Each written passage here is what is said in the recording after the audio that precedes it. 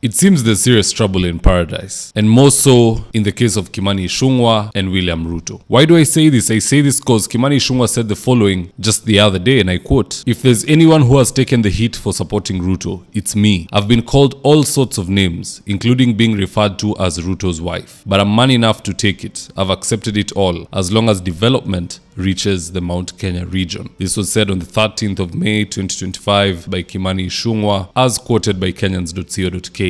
Now in this video I want us to look into the underlying issue that's making Kimani Ichungwa sound skirmish, and with no further ado, let's get after it. Now the first reason why Ichungwa is sounding a warning, based off of his own statement, boils down to resources. You know, we're in a very unique time. Back then it used to be those who form government share the spoils. Now we're in a unique era whereby those who create chaos after losing elections share the spoils with the winner. Those who backed the winners and they think they have a seat on the table, it doesn't really pan out like that. Just the other day, Mbadi was on record saying there's a referral hospital somewhere in Nyanza that was getting 300 million. This year it is going to get 300 billion. I remember every senator was complaining about it in the Senate. And Ichungwa is also seeing it in the ground. It is rumored that the majority leader has been receiving 1 billion Kenya shillings to do roads in his or her constituency. Personally, I've been to Kikuyu. I've seen how well the roads are done. Now, it is not that this is limited to Ichungwa. As Kenyan tradition, this is common amongst all majority leaders.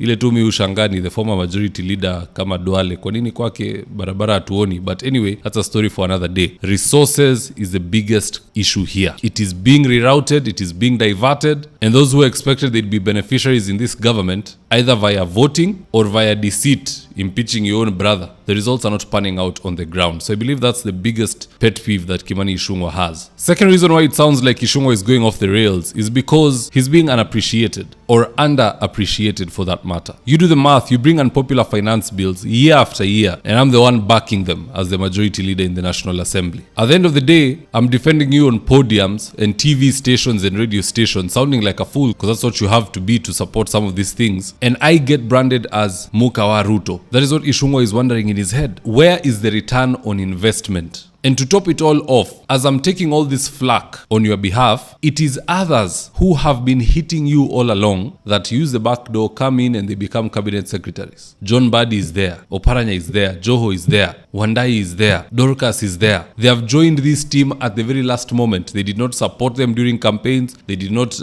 use their own resources to campaign for Kenya Kwanza. They did not even jump ship after election or inauguration day. They've been on the dark side of politics, fighting them, but now they're the ones eating. And Ichungwa ameachwa hanging. If there is an MP who is desperate to be included in the cabinet of William Ruto, it is Ichungwa. No one in Kikuyu will be voting him back. They consider him a traitor. A traitor who's working hard, no one can deny. For those who are from Kikuyu, they'll tell you in the comment section. Or if you go there personally, you'll see even mahali hakuna maendeleo, lami imepita hapo. So Ichungwa has created the infrastructure for people to do business now and in future. Kazi anafanya, usaliti pia amefanya. Kwa hivyo watu wanataka kumfurusha. And the one man who can save him politically is the president by making him a CS. CS haombi kura, CS anafanya kazi. But rais amemlenga. Now Ichungwa has to go back to the people of Kikuyu to look for votes, na gari yake itapigwa mawe. The whole convoy will be destroyed. Every day it will be repairs.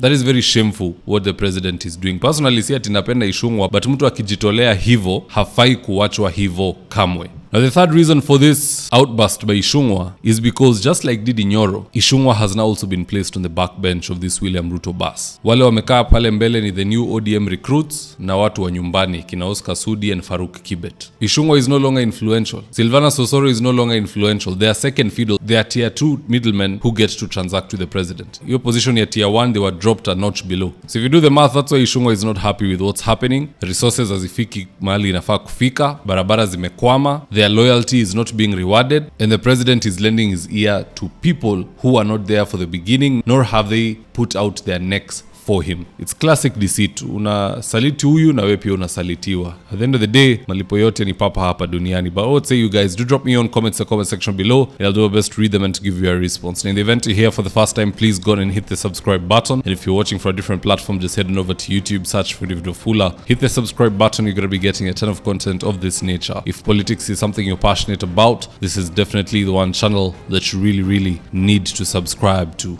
Alright guys, adios.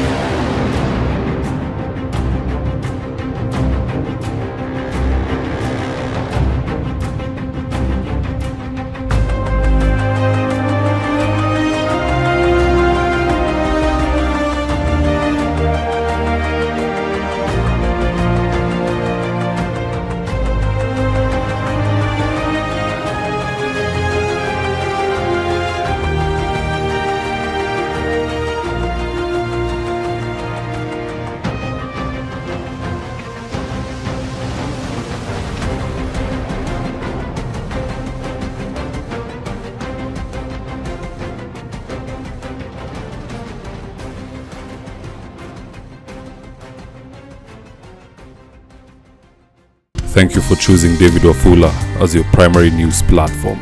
We put countless hours in research, recording, and editing. By showing up each and every day to watch our videos, you encourage us to generate more videos for the viewers.